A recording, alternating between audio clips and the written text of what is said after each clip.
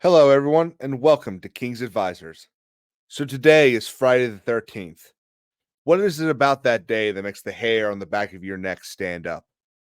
The date goes beyond 80s scare movies all the way back to the early 14th century. You see, the Knights Templar were some of the most powerful and wealthiest soldiers in all of Christendom, and Philip IV of France was jealous of their might and their wealth.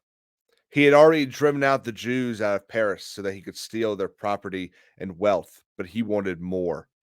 This greed caused many problems for him, and he was in constant conflict with the Pope. Philip first entered in conflict with Pope Boniface VIII when he attempted to impose taxes on the clergy. For this, and for trying to prevent them from traveling to the Vatican, Pope Boniface excommunicated Philip. As the leader of a Catholic nation, this enraged Philip, who sent his troops to attack the Pope's residence in agony. Boniface was captured by Philip and held captive for 3 days. During this time, he was badly beaten and later died from his wounds.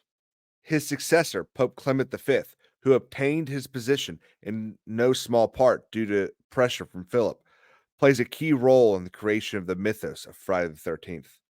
For years, France and England had been at war, and this war had caused Philip to empty his coffers and go into debt to the Knights Templar. Constantly being reminded of this debt, he took advantage of strange rumors of initiations and rituals and illegal acts that the Templars would enter into during initiation. On September 14th, 1307, all bailiffs and governors in the Kingdom of France were sent a secret order by King Philip IV. This order required them to make ready for the arrest and imprisonment of all the members of the Order of the Templar. They were told the arrests would happen in a month.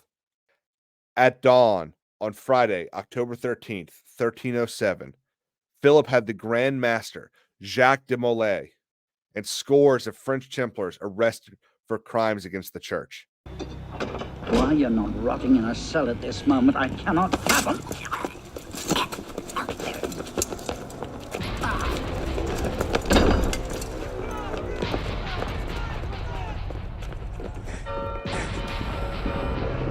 The arrest warrant stated, "God is not pleased. We have enemies of the faith in the kingdom."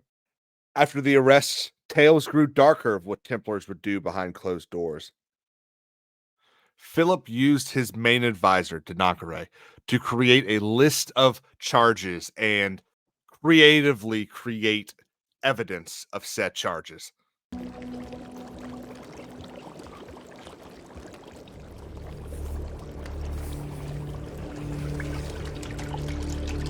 This is one of their false idols.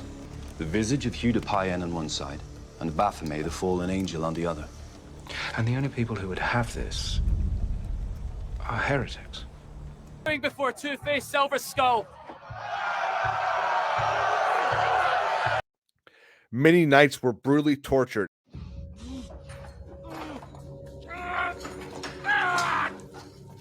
and forced to confess to false charges like heresy, corruption, devil worshipping, and spitting on the cross.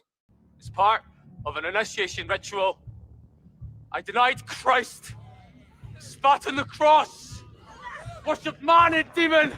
One knight is supposed to have said, "I, Raymond de la Fere, 21 years old, admit that I have spat 3 times on the cross, but only from my mouth, never from my heart." Under pressure from King Philip, Pope Clement dissolved the Knights Templar in a papal bull in 1312. The property and wealth of the Knights Templar were given over to a rival order, the Knights Hospitallers. Eventually, several years later, King Philip was finally successful. After back and forth between inquisitors, trials, and the Pope, Jacques de Molay and Geoffrey de Charnay were burned at the stake for being relapsed heretics.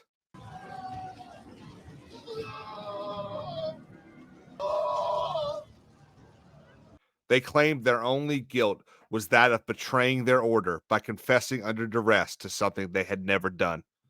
Philip's greed is what brought down the Knights Templar. His want for their wealth and his anger towards being in debt to the church. King Philip! No punishment is too heinous for the great evil you have inflicted upon the temple. I curse you! Curse you to the 13th generation of your blood! You shall be cursed!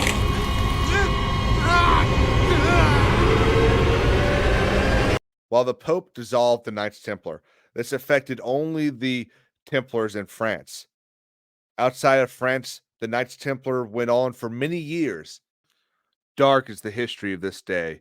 Whether by the evilness of man or the greed of a king, there is much innocence lost because of it.